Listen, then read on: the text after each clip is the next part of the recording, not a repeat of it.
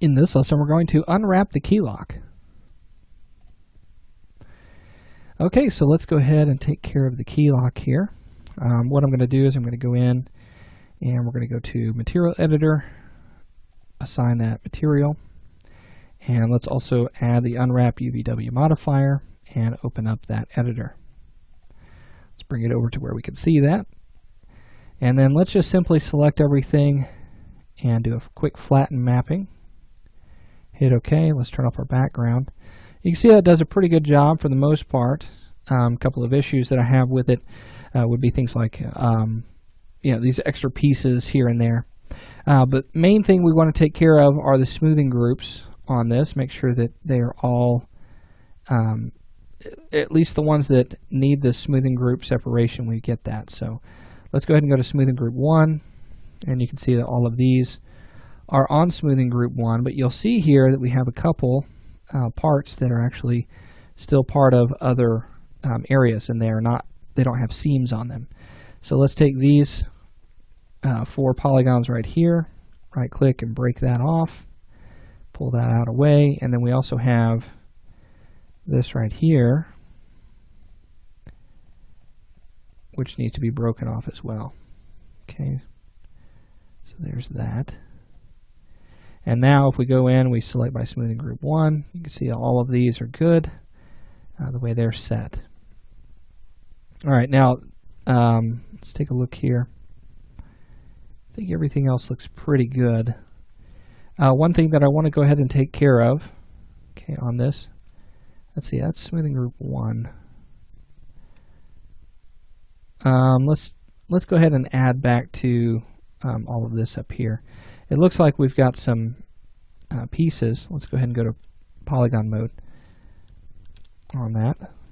Let's select all of these. These are on smoothing group 1. Okay, and I want all those to be together, so I'm going to go ahead and do a map or planar projection on that. Let's go to our X value, come in, take a look at that.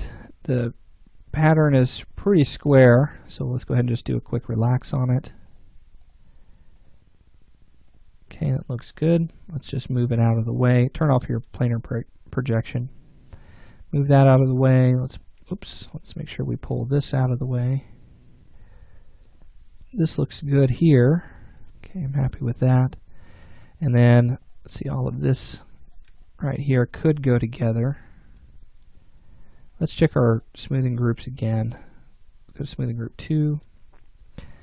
Okay, that's all together. That's all on one smoothing group. That's good.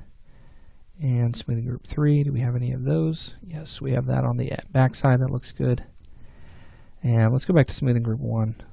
Okay, so all of that is together. Okay, so not bad. I tell you what, let's go ahead and leave that just the way it is, like all of these pieces here.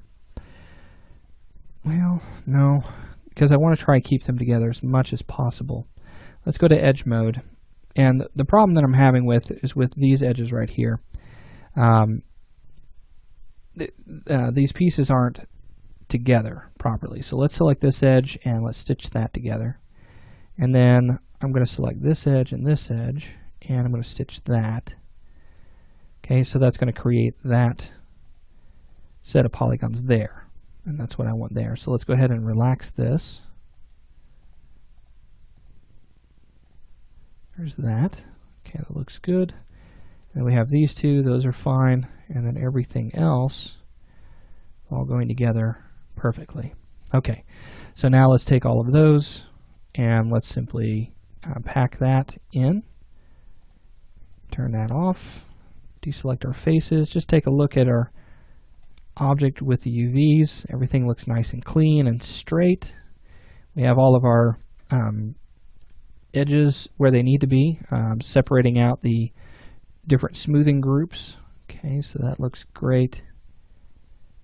All right, perfect. All right, so now we have everything UV'd at this point. And so now what we want to do is we want to start the baking process. Now the baking process is actually pretty easy as long as we've got everything set up for the smoothing groups and then we also have our UV set up properly. The baking part can go very quickly. And so we're going to go ahead and we're going to get started with that in our next lesson by applying the baking process, baking out our normals. We'll do a couple of tests. We'll make some adjustments, and then we'll rebake for our final normal maps, and then we'll begin the texturing process. So I'll see you in the next lesson.